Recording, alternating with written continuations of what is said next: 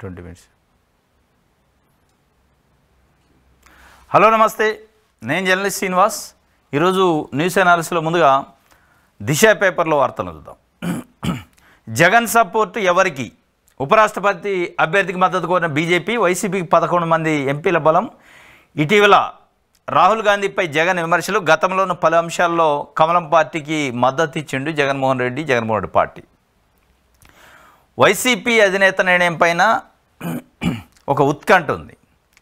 నిన్న కేంద్ర రక్షణ శాఖ మంత్రి రాజ్నాథ్ సింగ్ గారు జగన్మోహన్ రెడ్డికి కాల్ చేసి ఉపరాష్ట్రపతి అభ్యర్థికి, ఎన్డీఏ అభ్యర్థికి సపోర్ట్ చేయాలి మీ ఎంపీలని రిక్వెస్ట్ చేశారట, మద్దతు కోరారు. వాస్తవంగా ఈరోజు ఆంధ్రప్రదేశ్లో తెలుగుదేశం పార్టీ, జనసేన, బీజేపీ కూటమిగా ప్రభుత్వం ఏర్పాటు చేసుకుని ఈ కూటమికి సంబంధించిన ఎంపీలే కేంద్ర ప్రభుత్వాన్ని నిలబెట్టినాయి. ఇక్కడ తెలుగుదేశం పార్టీకి, వైఎస్ఆర్సీపీకి బద్ధ శత్రుత్వం ఉంది. ఎట్టి పరిస్థితుల్లో ఆ రెండు పార్టీలు కలిసే పార్టీలు కాదు. కానీ ఈ రెండు కలిసి కూడా ఈరోజు ఎన్డీఏ ప్రభుత్వంలో ప్రవేశపెడుతున్న అనేక అంశాలకి గతంలో మద్దతు ఇచ్చారు ఇటు వైసీపీ, అటు తెలుగుదేశం పార్టీ. 2014 నుంచి 19 మధ్యలో, 2019 నుంచి 24 మధ్యలో ఈ రెండు ప్రభుత్వాలు కూడా అనాధికారికంగా, జగన్మోహన్ రెడ్డి పార్టీ వైసీపీ అయితే ఎప్పుడు ఎన్డీఏతో పొత్తు పెట్టుకోలే. తెలుగుదేశం పార్టీ 14-19 మధ్యలో పొత్తుంది, ఇప్పుడు పొత్తుంది. వాళ్ళు మద్దతు ఇస్తారు, వీళ్ళు మద్దతు ఇస్తారు.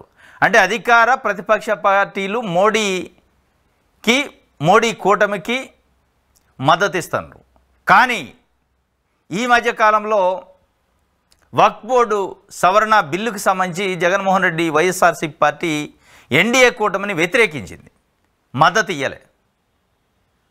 ఇప్పుడు ఏం చేస్తారు? ఉపరాష్ట్రపతి విషయంలో స్వయంగా కేంద్ర ప్రభుత్వం మంత్రి, బీజేపీ అగ్రనాయకుడు రాజ్నాథ్ సింగ్ గారు మోడీ, అమిత్ షాల సూచన మేరకు ఫోన్ చేసి మద్దతు అడిగారు. ఇస్తారా, ఇవ్వరా అనే ప్రశ్న వచ్చినప్పుడు వక్ఫ్ బోర్డు బిల్లు అప్పుడు ఎన్డీఏ కూటమిని వ్యతిరేకించారు. కానీ ఈ మధ్యకాలంలో ఎన్నికల ప్రక్రియ పైన, ఎన్నికల కమిషన్ పైన, ఈ దొంగ ఓట్ల పైన, ఓట్ల చోరీ పైన, ఈవీఎం మిషన్ల వ్యవహారం పైన రాహుల్ గాంధీ పెద్ద ఎత్తున క్యాంపెయిన్ చేస్తున్న ఎలక్షన్ కమిషన్ ఉనికి పైన ప్రశ్నార్థకం చేస్తుంది. దాన్ని ఖండించిండు జగన్మోహన్ రెడ్డి. ఎందుకు ఖండించిండు అంటే ఆయన ఎన్నికల ప్రక్రియ పైన, ఈవీఎంలలో ట్యాంపరింగ్ కానీ, ఈ ఓట్ల చోరీ పైన చేస్తున్న ప్రక్రియ, వాటి నిజానిజాలపైన ఖండించలే, విభేదించలే. కానీ మీకు కన్వీనియంట్గా ఈరోజు ఆంధ్రప్రదేశ్లో 12.5% 2024 ఎన్నికల్లో ఎక్కువగా నమోదైనవి. దానిపైన ఏ రోజు నోరు మెదపని మీరు చంద్రబాబు నాయుడు గారితో లోపాయకారి ఒప్పందం ఉంది. కాబట్టి మీరు ఇక్కడ చంద్రబాబు నాయుడు గారు ఎన్నికల ప్రక్రియలో చేసిన అవకతవకలు, ఆగడాలపైన మాట్లాడలేదు. కాబట్టి మిమ్మల్ని ఎట్లా నమ్మాలనే విషయంలో ఆయన టార్గెటెడ్గా రాహుల్ గాంధీని విమర్శించాడు. కాబట్టి ఇప్పుడు తప్పనిసరిగా ఎన్డీఏ కూటమికి మద్దతు ఇచ్చే అవకాశమే ఉన్నట్టు కనిపిస్తుందా, ఇస్తారా ఇయ్యరా అనే ఒక ఉత్కంఠ అయితే ఉంది. ఈ ఉత్కంఠలో చంద్రబాబు నాయుడు గారికి అత్యంత ఉత్కంఠ ఉంది. ఇటు బీజేపీ మద్దతు అడుగుతున్న బీజేపీ ఇవ్వాల్సిన వైసీపీ కంటే కూడా మధ్యలో ఉన్న చంద్రబాబు నాయుడు గారికి చాలా టెన్షన్గా, ఉత్కంఠగా ఉంది. ఎందుకుంది అనంటే ఎన్డీఏ కూటమిలో కీలక భాగస్వామి పక్షం చంద్రబాబు నాయుడు గారు, ఎట్ ద సేమ్ టైం ఆయనకి బద్ధశత్రు జగన్మోహన్ రెడ్డి గారు, వైఎస్ఆర్సీపీ.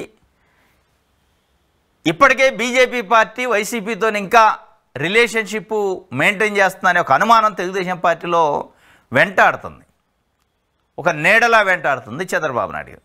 అది ఇప్పుడు బలం పుంజుకుంటుంది. ఇది భవిష్యత్తు రాజకీయాలకి, భవిష్యత్తు కీలకమైన రాజకీయ నిర్ణయాలకి ఎట్లా ఉండబోతుంది? బీజేపీ అసలు నాతో ఉంటుందా, లేదా జగన్మోహన్ రెడ్డితో లోపాయకారి ఒప్పందం పెట్టుకుంటుందా అనే ఒక అనుమానం ఇప్పటికే ఉంది. అనుమానం రేపు నివృత్తి అయింది ఉపరాష్ట్రపతి ఎన్నికలతో. ఎప్పుడైతే ఉపరాష్ట్రపతి ఎన్నికల్లో మద్దతు ఇచ్చిండో జగన్మోహన్ రెడ్డి పార్టీ 7 రాజ్యసభ ఉన్నారు, 4 ఎంపీలు ఉన్నారు, లోక్సభ ఎంపీలు. ఆటోమేటిక్గా లైజన్ ఏర్పడింది. ఇప్పటికే అసలు లైజన్ ఉందా, ఇంకా తెగిపోలే బంధం అనే ఒక అనుమానం తెలుగుదేశం పార్టీ మీడియా, తెలుగుదేశం పార్టీనే సపోర్ట్ చేస్తున్న ఒక సామాజిక వర్గంలో అనుమానాలు ఉన్నాయి. ఆ అనుమానాలు క్లియర్ అయితే ఇది భవిష్యత్తులో మళ్ళీ ఒకసారి ఎన్డీఏ కూటమిలో తెలుగుదేశం పార్టీకి, బీజేపీకి స్ప్లిట్ కావడానికి, విభేదాలు రావడానికి ఎందుకంటే 2018లో ఇదే కారణంతో బయటకు వచ్చిండు. ప్రత్యేక హోదా ఇవ్వలేదని చెప్పిండు, కానీ జగన్మోహన్ రెడ్డితోని లైజీని మెయింటైన్ చేస్తాననే కారణంతో వచ్చిండు. ఇప్పుడు కూడా అదే కారణంతోనే మళ్ళీ బయటికి వస్తాడా, బయటికి పంపుతారో తెలియదు. కానీ జగన్మోహన్ రెడ్డితోనైతే బీజేపీ అగ్రనాయకులు, కేంద్ర ప్రభుత్వం చాలా స్పష్టమైన సంబంధాలు కొనసాగిస్తున్నట్టు అర్థమవుతుందనేది ఆయన అనుమానం. ఇప్పుడు ఈ ఉత్కంఠలో చంద్రబాబు నాయుడు గారికి ఎక్కువ ఉంది. ఇది ఒక వార్త, దిశకి సంబంధించి సాక్షి పేపర్. రైట్, ఈవీఎంలు రద్దు చేస్తా, బ్యాలెట్టే బెస్ట్. అమెరికా అధ్యక్షుడు డొనాల్డ్ ట్రంప్ సంచలన ప్రకటన. 2026 మధ్యంతర ఎన్నికల్లోపే ఆ విధానాలకు స్వస్తి పలుకుతా, ఆ మేరకు కార్యనిర్వాహక ఉత్తర్వులపై సంతకం చేస్తా, బ్యాలెట్ పేపరే అత్యంత అనువైన, భద్రమైంది, వాటితో ఎలాంటి అనుమానాలకు తావు లేదు అని చెప్పి ఒక వార్తని అమెరికా, అంటే ప్రపంచ దేశాల్లో అగ్రరాజ్యమైన అమెరికాకు సంబంధించిన డొనాల్డ్ ట్రంప్ అధ్యక్షుడు ఈవీఎంలని రద్దు చేస్తా అని చెప్పి ఒక వార్తని ఇచ్చారు. ఆయన 2024లో జరిగే ఇంట్రీమ్ ఎలక్షన్స్ లోపు దానికి సంబంధించి కార్యనిర్వాహక ఉత్తర్వులపైన, ఎగ్జిక్యూటివ్ ఆర్డర్స్ పైన సంతకం చేస్తా అంటుండు. ఈరోజు ఇదే ఈవీఎంల పైన భారతదేశ వ్యాప్తంగా పెద్ద ఎత్తున చర్చ జరుగుతుంది. ఈవీఎంలు ట్యాంపర్ అవుతున్నాయి. నరేంద్ర మోడీ ప్రధానమంత్రి అయిన తర్వాత ఈవీఎంల పైన అనేక అనుమానాలు, ఎన్నికల కమిషన్ పైన అనేక అనుమానాలు అంతకుముందు కూడా ఉన్నాయి, కానీ ఇప్పుడు ఎక్కువ అవుతున్నాయి. 2014 తర్వాత జరుగుతున్న ఎన్నికల ప్రక్రియ, ఎన్నికల్లో వస్తున్న ఫలితాలు, ప్రజాస్పందనకి ఫలితాలకు సంబంధం లేకపోవటం, వీటన్నిటిని చూస్తున్నప్పుడు అనేక అనుమానాలు పొలిటికల్ పార్టీలకి, ప్రజాస్వామ్యవాదులకి, ప్రజలకి కూడా వస్తున్న పరిస్థితి. దానిపైన పెద్ద ఎత్తున చర్చ నడుస్తుంది దేశంలో. రాహుల్ గాంధీ, కాంగ్రెస్ పార్టీ, ఇండియా కూటమి అయితే దాన్ని ఒక ఎజెండాగా తీసుకున్నారు. ఈవీఎంలు రద్దు చేయాలి, బ్యాలెట్టే ముద్దు అని చెప్పి. ఇదే అంశాన్ని ఈరోజు ప్రపంచ దేశాల్లోనే అగ్రదేశమైన అడ్వాన్స్ కంట్రీ, టెక్నాలజీలో కానీ, ఆర్థిక విషయాల్లో కానీ, ఆర్థిక పరిపుష్టి ఉన్న దేశం, అట్లాంటి దేశంలో కూడా ఈరోజు ఈవీఎం మిషన్ని మేము ఎత్తేస్తాం, బ్యాలెట్టే ముద్దు అని చెప్పి ఆ దేశ అధ్యక్షుడు స్వయంగా చెప్పిండు. అంటే ఇప్పుడు ఈ వ్యాఖ్యలు, డొనాల్డ్ ట్రంప్ చేసిన వ్యాఖ్యలు మన దేశానికి సంబంధం లేనప్పటికీ ఇప్పుడు ఈ జరుగుతున్న ఇక్కడ ఈవీఎంల పైన చర్చలో చాలా కీలకమైన పాయింట్ అయ్యే అవకాశం ఉంది. దీన్ని భారతదేశంలో 140 కోట్ల మంది ప్రజలు కూడా ప్రశ్నించే అవకాశం ఉంది. అమెరికా లాంటి దేశాల్లోనే బ్యాలెట్తో ఎన్నికలు జరుగుతుంటే మన దగ్గర జరిగితే ఏంటి, నష్టం ఏంటి? ఒకవేళ వద్దు, బ్యాలెట్ వద్దు, ఈవీఎంలే కావాలంటున్న పార్టీల ఎజెండా అయింది. నిజంగానే ఈవీఎంలు సక్రమంగా పనిచేస్తున్నాయా? ఈవీఎంలు కాకుండా బ్యాలెట్తో పెడితే నిజంగానే మీకు ప్రజా మద్దతే ఉంటే ఎందుకు భయపడతారో, ఎందుకు వెనకడుగేస్తారు అనే ఒక చర్చ అయితే జరిగే అవకాశం ఉంది. ఎందుకంటే ఆంధ్రప్రదేశ్లో జరిగిన ఎన్నికలు కానీ, మహారాష్ట్రలో జరిగిన ఎన్నికలు కానీ, ఢిల్లీలో జరిగిన ఎన్నికలు కానీ, రేపో మాపు బీహార్లో జరగబోయే ఎన్నికలపైన అనేక అనుమానాలు ఉన్నాయి ప్రజల్లో. ఆంధ్రప్రదేశ్లో అయితే స్వయంగా 12.5% ఓట్ల తేడా ఉంది ఎన్నికల పోలింగ్ రోజుకి, ఫలితాల రోజుకి. దీనిపైన అసలు ఎంతమంది అడిగినా సమానం చెప్పే నాదులు లేడు. ఉల్టా ఈ మధ్యకాలంలో రాహుల్ గాంధీ అడుగుతున్న ఓట్ల చోరీ పైన ఎన్నికల కమిషను మొన్న సండే అనుకుంటాం చీఫ్ ఎలక్షన్ కమిషనరు మీటింగ్ పెట్టి, ప్రెస్ కాన్ఫరెన్స్ పెట్టి దాదాపు 80 నిమిషాలు మాట్లాడాడు. 70-80 నిమిషాలు మాట్లాడాడు. ఆయన అడుగుతుందల్లా ఒకటే, ప్రశ్నించే వాళ్ళని రివర్స్ ఉల్టా అడుగుతుండు. నువ్వు అఫిడవిట్ వేయంటారు, అఫిడవిట్ వేయండి అని అంటారు. అసలు ఆయన చేస్తున్న ఆరోపణల పైన మీ ఎక్స్ప్లెనేషన్ ఏంటంటే చెప్పరు. ఈ దేశానికి ప్రతిపక్ష నాయకుడు 1,250 ఓట్ల మహాదేవ్పూర్ కాన్స్టిట్యున్సీలో కర్ణాటకలో అదనపు ఓట్లు ఉన్నాయని చెప్పిండు. ఆ అదనపు ఓట్ల సంగతి చెప్పరు. ఎన్ని అదనపు ఉన్నా వేసేది ఒక్కోటేగా అంటారు. అసలు ఎక్కడి నుంచి వచ్చినాయి అదనపు ఓట్లు? చనిపోయిన వ్యక్తులకు ఓట్లు ఎట్లా వచ్చినాయి? అంటే మీ విధానము, మీ ప్రాసెస్, మీ ఫెయిల్యూరు కప్పించుకునేదానికి నువ్వు అఫిడవిట్ అని ఉల్టా దబాయించటం, బెదిరించటం చేసే ప్రయత్నం చేస్తాం. తప్పు చేసిన వాళ్ళే బెదిరించినట్టుంది ఈరోజు. ప్రాసెస్లో అక్రమాలు, అవకతవకలు చేసిన వ్యక్తే అక్రమాలు అవకతవకలు చేసిన అని జరుగుతున్నాయని విమర్శించిన వ్యక్తిని టార్గెట్ చేసి మాట్లాడుతున్నట్టు తప్ప ఎక్కడ లేదు. దీనిపైన అయితే ఇప్పుడు డొనాల్డ్ ట్రంప్ వ్యాఖ్యలు, డొనాల్డ్ ట్రంప్ తీసుకుపోయిన నిర్ణయాలు భారతదేశ ఎన్నికల ప్రక్రియ పైన ఈవీఎంలు ఉండాలా వద్దా అనే అంశం పైన పెద్ద ఎత్తున చర్చ జరిగే అవకాశం ఉంది. అవసరమైతే దీనిపైన క్యాంపెయిన్ జరిగే అవకాశం కూడా ఉంది. తప్పనిసరిగా భారతదేశంలో కూడా బ్యాలెట్ పేపర్ బెటరు, ఈవీఎంలే వద్దు, ఈ బ్యాలెటే ముద్దు అనే పరిస్థితికి వచ్చింది. ఎందుకంటే వాస్తవంగా కాకపోతే ఆ పార్టీ ఉన్నప్పుడు గెలిచింది కదా, ఈ పార్టీ ఉన్నప్పుడు గెలిచింది కదా, వైఎస్ఆర్సీపీ కూడా 2019లో గెలిచింది కదా, లేదంటే 2014 ముందు యూపీఏ ప్రభుత్వం 2 సార్లు గెలిచింది కదా, గెలవచ్చు. ఏ పార్టీ అయినా ఆ పార్టీలో అధికారంలో ఉన్నప్పుడు ఈవీఎంలు బెటరే అంటారు, ఓడిపోయినప్పుడు ఈవీఎంలు వద్దు అంటారు. కాబట్టి ఈ పార్టీ ఆ పార్టీ అనకుండా, అంటే వాళ్ళ ద్వంద్వ వైఖరులు కాకుండా, అధికారంలో ఉన్నప్పుడు ఒకటి లేనప్పుడు ఒకటి కాకుండా ప్రజల కోణంలో, ప్రజాస్వామ్యం కోణంలో ఈవీఎంలు తీసేసి బ్యాలెట్ పెట్టండి. ఏమవుతుంది? ఏమయ్యేది ఉండదు. ఒక 4 రోజులు 5 రోజులు బట్టి ఎలక్షన్స్ రిజల్ట్స్కి అయ్యేదేముంది? 5 సంవత్సరాల పాటు ప్రజాస్వామ్యం నిలబడాలంటే ఒక 2 days 3 days వెయిట్ చేస్తే తప్పేంది ఫలితాల కోసం? ఏం కాదు కదా.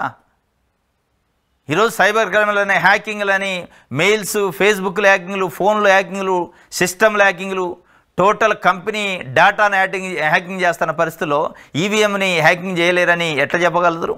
దాన్ని ఎట్లా జస్టిఫికేషన్ చేసుకోగలుగుతారు? కాబట్టి తప్పనిసరిగా బ్యాలెట్లో పెట్టాలనేది ప్రజాస్వామ్యవాదులు కోరుకుంటున్నారు. ప్రజాస్వామ్యంలో ప్రజాస్వామ్యవాదులు ప్రజలే ముఖ్యం. ఎన్నికైన ప్రభుత్వాలు, ఎన్నిక కాబోతున్న ప్రభుత్వాలు లేదంటే పార్టీలు కాదు. ఈ అన్ని పనిచేసేది కూడా ప్రజల కోణంలో, ప్రజల పైన ఆధారపడే. ప్రజల మ్యాండేట్ని గౌరవించాలి తప్ప మీరు అధికారంలో ఉన్నప్పుడు ఈవీఎంలు ఓకే అన్నారు కదా, ఇప్పుడు వద్దంటారు ఏంది? ఈ కాదు. వాళ్ళైనా మీరైనా ద్వంద్వ వైఖరే. కాబట్టి ప్రజలు కోరుకునేది బ్యాలెట్ పెట్టండి. నిజమైన ప్రజల అభిప్రాయం అక్కడ ప్రస్ఫుటం కనపడింది. ఇది మొత్తానికి అయితే బ్యాలెట్ బెస్ట్ అని చెప్పి అంటే. ఇంకోటి, దర్యాప్తు సంస్థ పిటిషనర్ల మధ్య బేరం కుదిరినట్లుంది. మాతోనే బేరసారాల మద్యం కేసులో సిట్ తీర్పుపై ఏసీబీ ప్రత్యేక కోర్టు తీవ్ర ఆక్షేపణ. ఈ కేసులో ప్రాసిక్యూషన్ పిక్ అండ్ చూజ్ విధానాన్ని అనుసరిస్తుంది, ఇష్టం వచ్చినట్టు చేస్తుంది అని చెప్పి ఏసీబీ కోర్టు తీవ్రమైన వ్యాఖ్యలు చేసింది నిన్న సిట్ పైన. అంటే మద్యం కుంభకోణంలో వాసుదేవరెడ్డి, సత్యప్రసాద్ అనే ఇద్దరు ఉన్నారు, A1 A2 అనుకుంటా. వాళ్ళిద్దరూ అప్రూవర్గా మారతాం, మాకు బెయిల్ ఇప్పించండి అని సిట్తోని మాట్లాడుకున్నట్టు వాళ్ళు బెయిల్ పిటిషన్ వేశారు. బెయిల్ పిటిషన్లో మేము అప్రూవర్గా మారుతున్నాం కాబట్టి మాకు బెయిల్ ఇవ్వండి, ఇక మమ్మల్ని ఇన్వెస్టిగేషన్ చేసేది లేదు, మేము అంతా చెప్తాం కదా అని అడిగారు.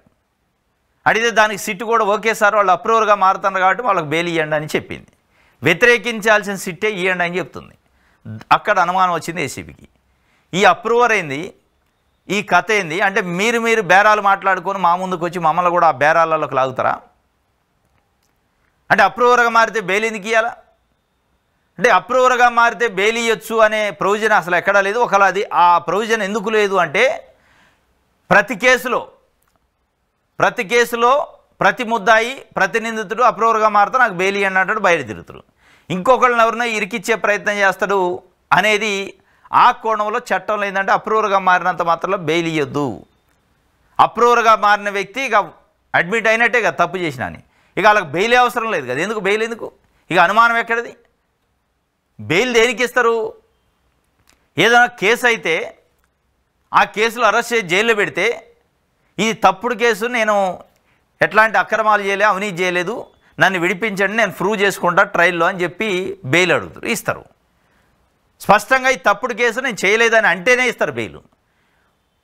ఒకవేళ లేదు నేను ఇది తప్పుడు కేసు కాదు, నేను స్పష్టంగా తప్పు చేసినా అని చెప్పి బెయిల్ ఎందుకు? బయట తిరుగుడేంది? శిక్షే కదా. నెక్స్ట్ ఉండాల్సిందేంది?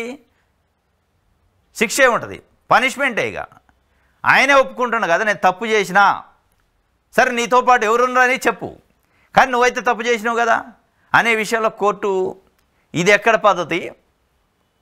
అప్రూవర్గా మారి అడ్మిట్ అయ్యిండు, నేను తప్పు చేసినానికి ఇంక బెయిల్ ఎందుకు?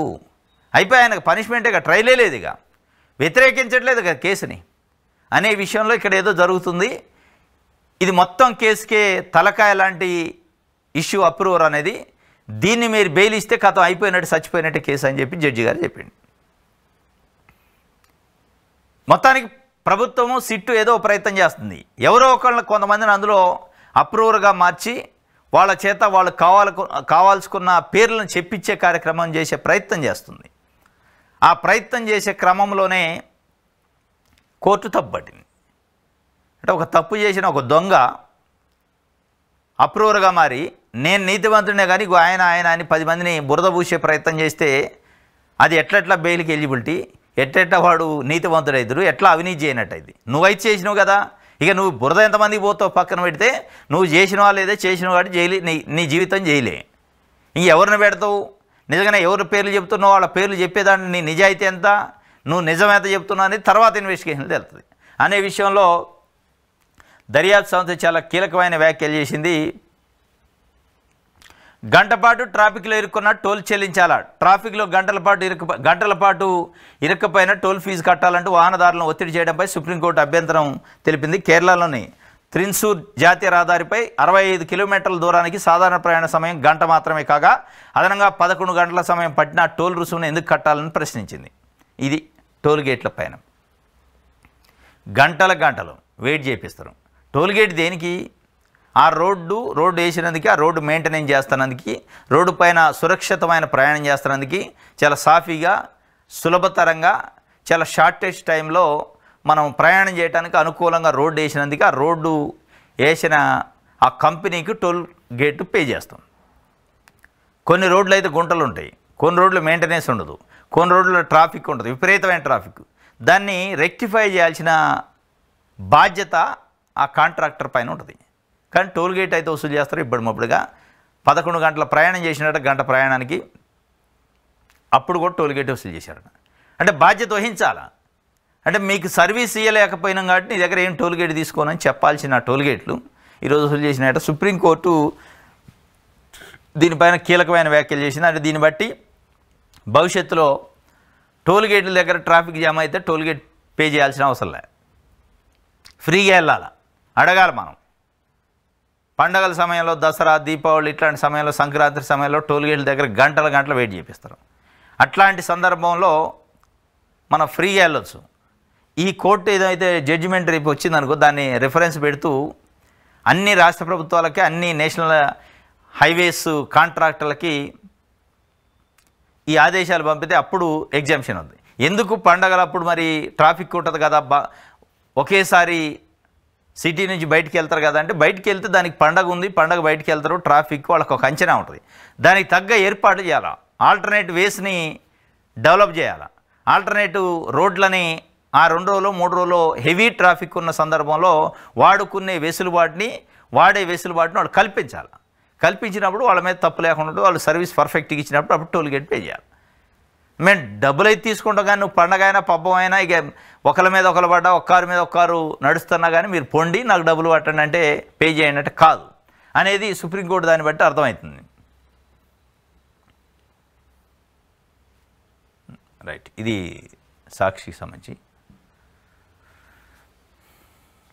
ప్రజాశక్తి చూద్దాం. చలో కరేడుపై ఉక్కుపాదం, నిర్బంధాన్ని అధిగమించి భారీ ప్రదర్శన, బహిరంగ సభ. కథం దొక్కిన గ్రామస్తులు, అడుగడుగునా మోహరించిన పోలీసులు, వి శ్రీనివాసరావుతో పాటు పలువురు నేతల అరెస్టు. చలో కరేడు ప్రోగ్రాం పెట్టారు. ఇండోసోల్ కంపెనీకి 8,000 ఎకరాలు పైచిలుకు కట్టబెట్టే కార్యక్రమానికి వ్యతిరేకంగా ప్రజలు, ప్రజా సంఘాలు, పొలిటికల్ పార్టీలు, దాంట్లో కమ్యూనిస్ట్ పార్టీలు కీలకంగా ఉన్నాయి.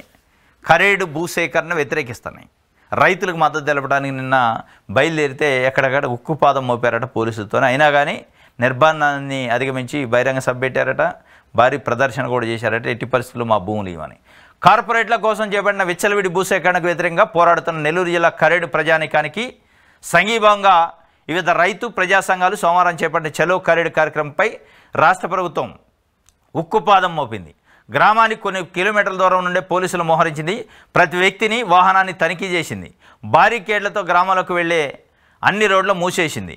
జిల్లావ్యాప్తంగా ముందస్తు అరెస్టులు చేసింది. గ్రామంలోని భారీ సంఖ్యలో పోలీసులను నింపింది. ఈ ఆంక్షలను లెక్క చేయకుండా కరేడుకు కదిలిన వారిని బలవంతంగా అరెస్టు చేసింది. అయినా ఈ నిర్బంధాన్ని గ్రామస్తులు ఖాతరు చేయలేదు. తమకు మద్దతుగా వెళ్తున్న వారిని ఎక్కడెక్కడ అరెస్టులు చేస్తున్నా లెక్క చేయలేదు. పోలీసుల ఆంక్షలను అధిగమించి గ్రామాలకు చేరుకున్న రైతు ప్రజా సంఘాల నేతలతో కలిసి కరేడ్లో కదం దొక్కారు. భారీ బహిరంగ సభ నిర్వహించారు. ప్రాణాలు పోయినా భూములు ఇచ్చేది లేదని ప్రకటించారు. ఇది కరేడ్లో అక్రమ అరెస్టులను సిపిఎం ఖండించింది. ఎట్టి పరిస్థితుల్లో భూములు అయితే ఇయ్యం అని చెప్పి భీష్మించుకోవచ్చు కూర్చుండ్రు. మరి ఏం చేస్తారు? ప్రభుత్వం అంత ఈజీగా వాళ్ళని వదిలేస్తా అనేది చూడాలి.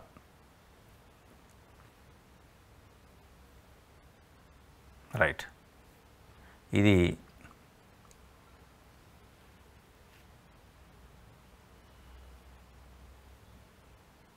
సాయం చేస్తాం మరి మాకేంటి మార్గదర్శి నుంచి కొత్త డిమాండ్ వస్తున్నాడు. చంద్రబాబు నాయుడు గారు P4 అని ఒకటి పెట్టి వారు ఏమన్నారంటే, నా మనసులోంచి వచ్చిన స్వప్నం ఇది, ప్రజల పేదరికాన్ని నిర్మూలించే ఒక స్వప్నం అన్నారు. ఇదే P4 పైన ఆంధ్రజ్యోతి పేపరు తొలి పలుకులో అంతకుముందు కూడా చాలాసార్లు ఇది ఒక పనికిమాలిన స్కీము, పనికిమాలిన వాళ్ళ సలహా మేరకు పెట్టిండు అని చెప్పి రాశారు. ఈ పిచ్చి ఆలోచనలు పిచ్చి స్కీమ్ అని చెప్పి రాసిండు.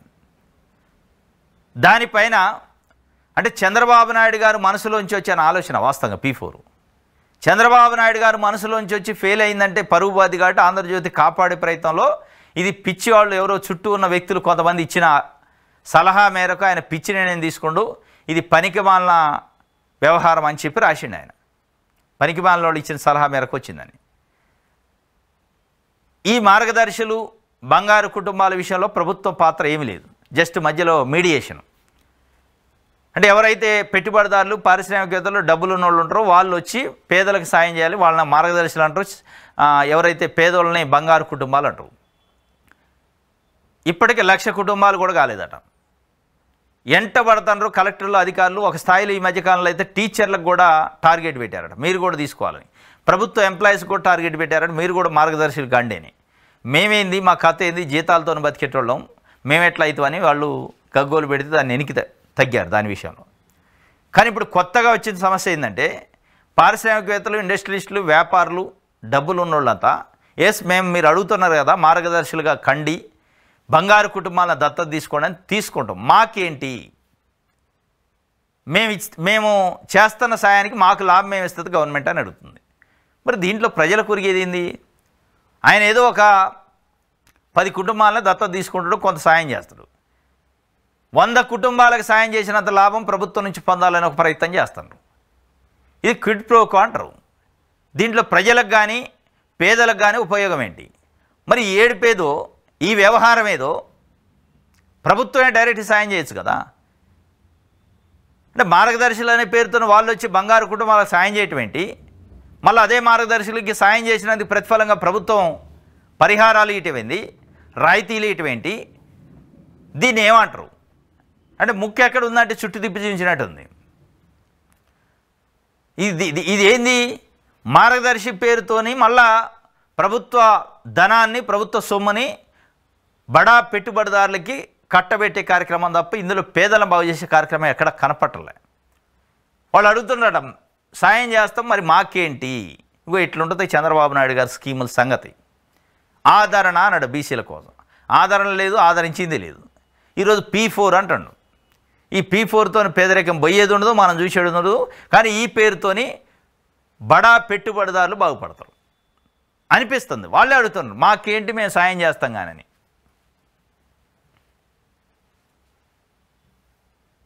రైట్, ఆంధ్రజ్యోతి చూద్దాం.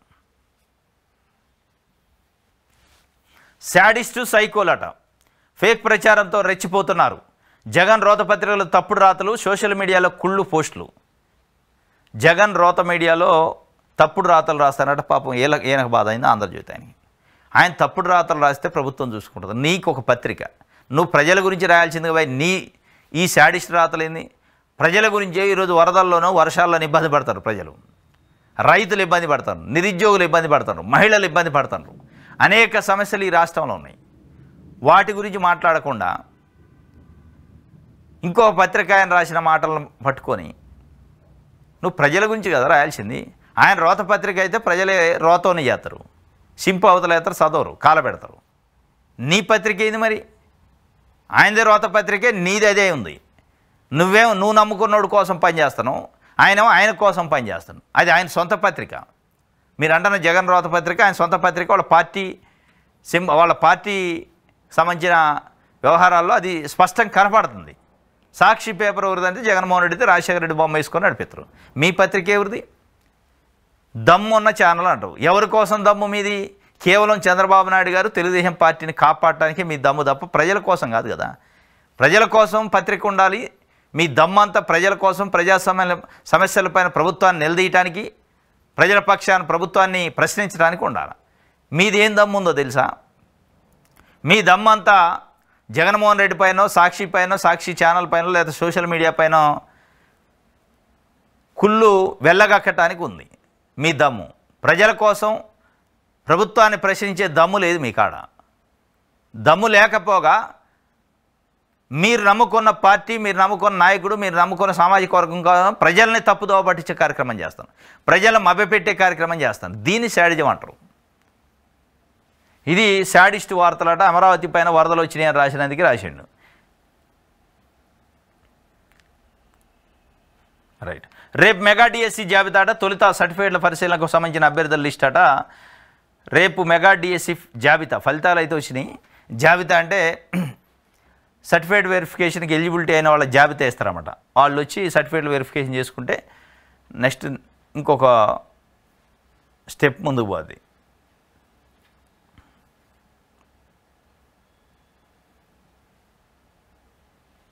రైట్.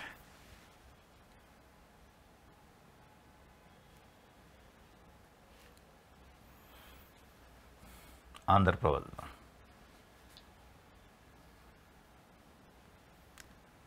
ఏపీని మళ్లీ పట్టాలు ఎక్కించడం, అభివృద్ధికి సహకరించండి. కేంద్ర మంత్రి లోకేష్ వినతులు. 7 మంత్రులతో వరుస భేటీలు, రాష్ట్ర ప్రాజెక్టుపై నివేదికలు.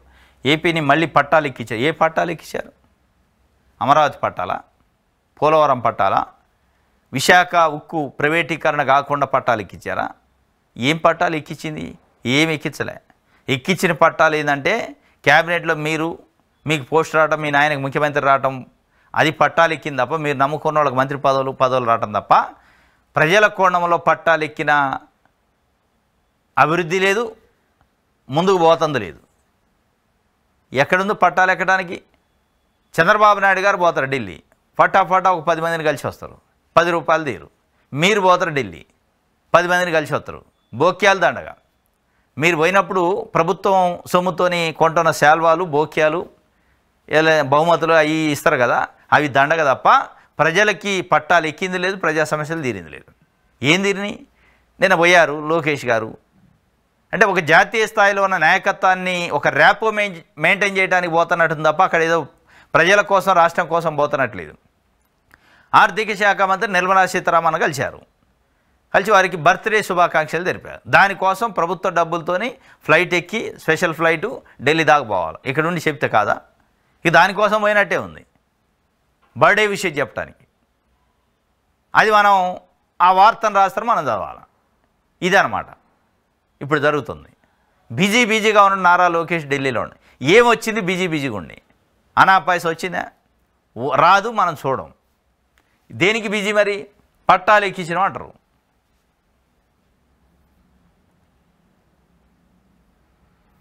రైట్. ఇది ఆంధ్రప్రదేశ్ నుంచి. ఇది ఈరోజు న్యూస్ అనాలిసిస్. రేపు తాజా వార్తలతో తిరిగి కలుసుకుందాం. Thank you.